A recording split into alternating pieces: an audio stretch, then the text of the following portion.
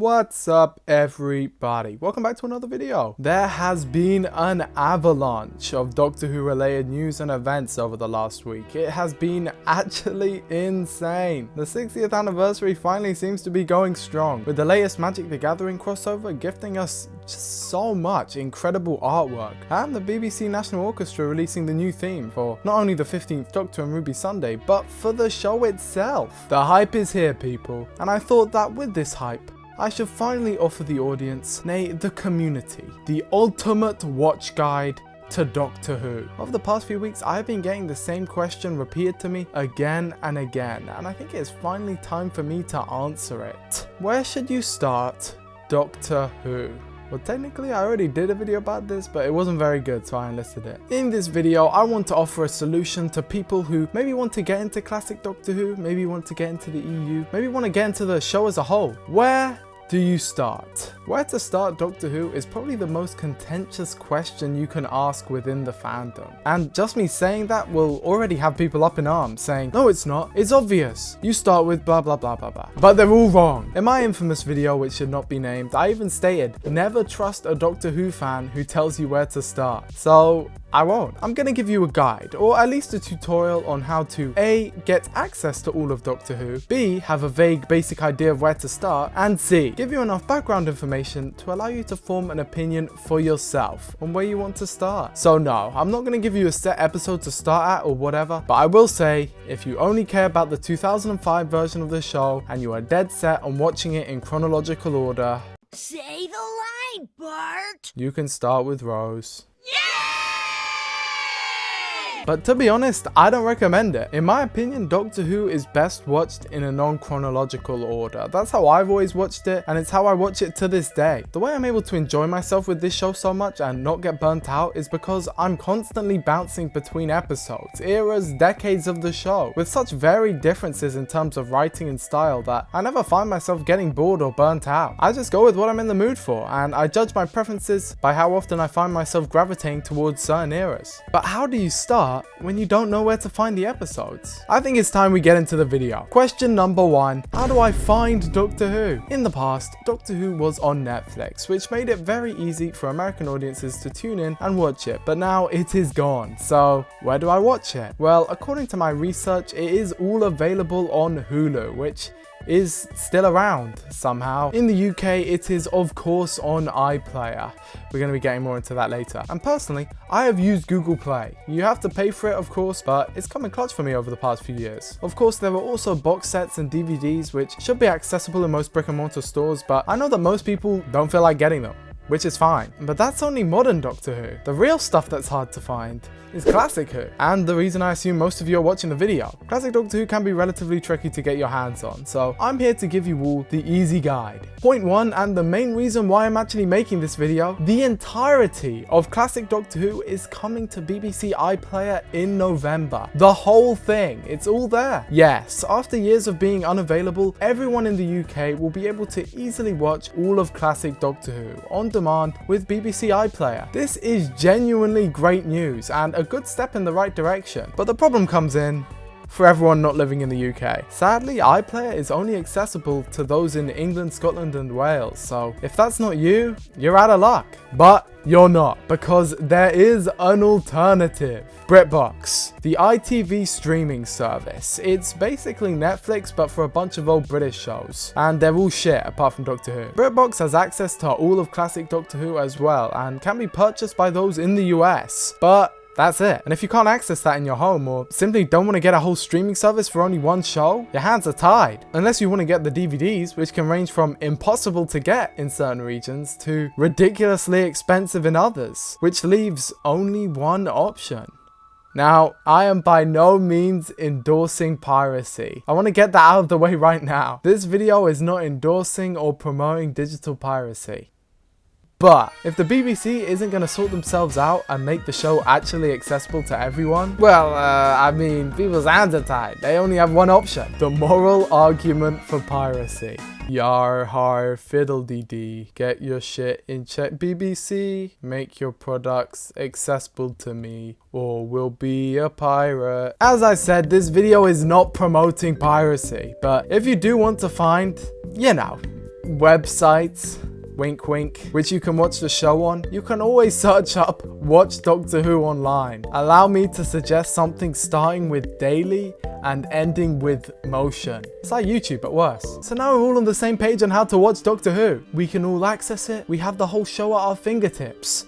Now we just need to know where to start. Oh yeah, Big Finish. If you want to dive into the EU, there's a bunch of Big Finish for free on Spotify. Just start with one of those and you'll be golden. Back to the video. I've already given my argument for watching out of order, but if you are dead set on starting at the start and watching every episode one after the other in a linear projection, go ahead, man. I won't stop you. You will most likely get bored and quit, but I won't stop you. To the rest of you who want to watch Doctor Who in the correct trademark way, I'm gonna make something for you. Classic Doctor Who has a little something for everyone, whether that be the first Doctor or the seventh. Each incarnation has their own stories and standouts, and I want to compile them here today for you. I'm going to go through every classic Doctor and give you a choice of up to 5 episodes that I think are a good place to start for each era. Then, after watching the video, you can go to one of these that I've put forward and enjoy yourself some good old-fashioned Doctor Who. Sounds like fun, am I right? I have timestamps in the description, so let's just get right in. If you want to start with William Hartnell, then the option of An Unearthly Child is always open for you. With it being the first Doctor Who episode ever, it has a unique charm to it, a twinkle. It is still wondrous to watch, and even a lot of the concepts introduced are still around in the show. Editing me here.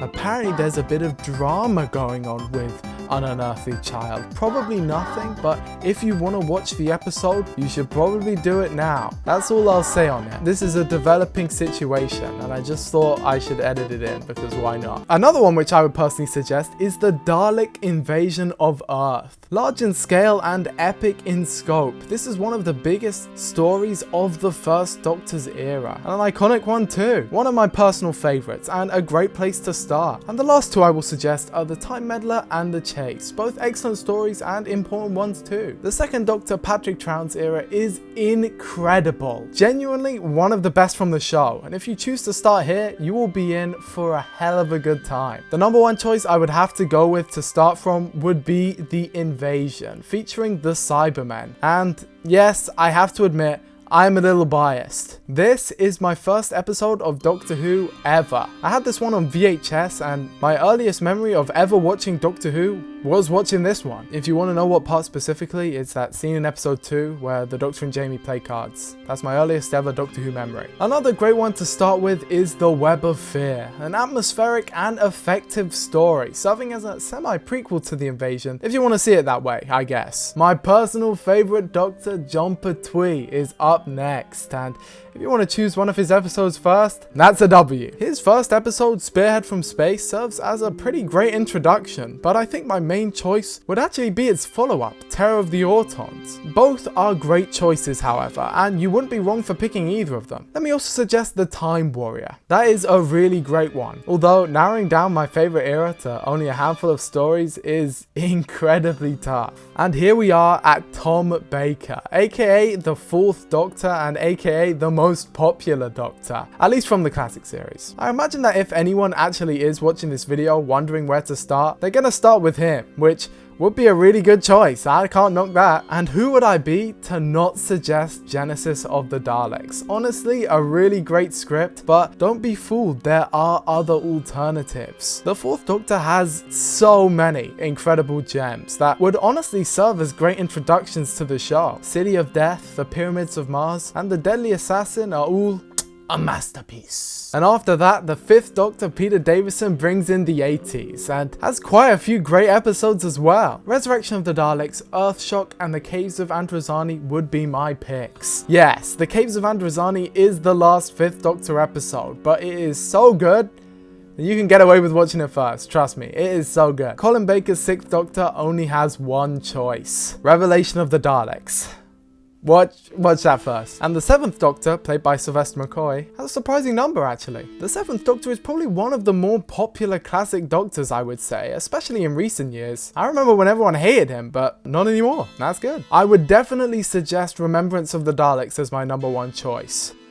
Can you tell I like the Daleks? But Ghostlight and Curse of Fenric are also great. And well, hey, that's all the classic Doctors. Go ahead and pick any episode I've mentioned as a diving off point, and I say enjoy from there. Even better, you can go through an episode list and find one you think you might like and start there instead. I could continue on and go into detail about each of these episodes, but I have already. If you are interested in my thoughts on every episode in the show, I have made a video about that. And with that said, I think my work here is done. The guide is finished. In this video, I have laid out where to watch the show, how to watch the show, and which episodes you could choose to start with. Of course, I always recommend doing whatever you want, but I hope this proved helpful. And if you want, you can always leave a like and subscribe. Did you know that 92% of people don't subscribe? You're killing me, people. But just before we end the video, I would like to take a second to talk about all of the news that just dropped over the last week. Can I give my opinion on the new theme? God damn, this shit is fire. I was listening to this on repeat for like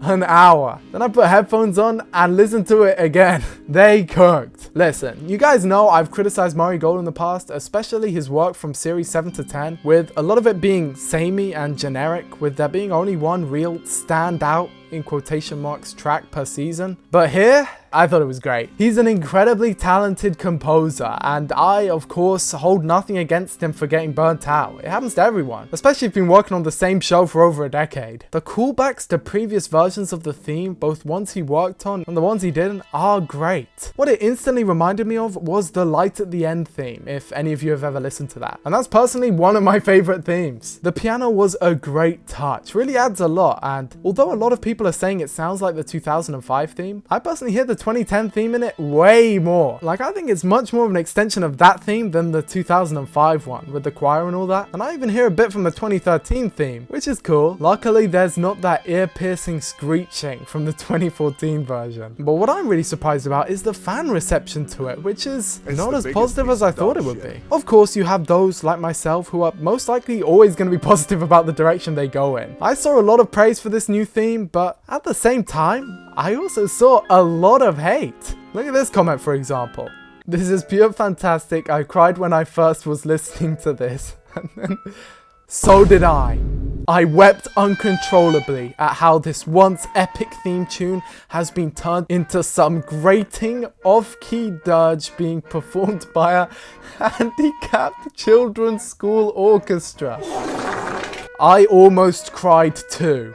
It's complete shite. How to turn a unique piece of music into a pastiche of every action movie theme around? Utter garbage. And that's the only one I screenshot because it was funny. There was a lot of this. A lot of it's too orchestral in the orchestra showing. Not to say that if you don't like it, you're wrong. Music is famous for being subjective. It is entirely your opinion. And I'm not even saying I completely disagree. But I must say, this does kind of remind me of the initial reaction to the Chibnall era theme, where I was ecstatic about it and everyone around me seemed to be more critical, despite it being everything that everyone was asking for just a few years prior. Cycle of showrunner hate and all that, I'm expecting we'll be seeing a lot more of that sometime soon. Trust me guys, a lot of the stuff that people are begging for now are gonna be what they're criticizing the show for doing. And to you Chibnall haters, in a few years you're gonna see a comment that has like 200 likes that says the Chibnall era was actually really good, and you're gonna be baffled. Trust me, I've been there. You may listen to me, you may hear me say that and think there's no way that could happen. Trust me, it's gonna happen, bro. But that is my big Doctor Who news update. I don't think that necessarily deserved a full video, but I did want to talk about it, quickly at least. Same with the Magic the Gathering stuff. I'm genuinely quite excited about that. The artwork is great, but let's finish the video. A massive shout out to all of my members. You guys are the real ones who keeps this show going. If you want to help support the channel, you can click the join button below to gain a multitude of channel perks, including sneak peeks, early teasers, and access to the Discord server. A huge thanks to Just Tim, Teddy Bite, Oz Baxter, Green Goko, Abigail GP, Maggie132, Ido First, Eric, Dr. Skelly, Andrea, and Zay. With all that being said, I hope you enjoyed the video and I will see you in the next one.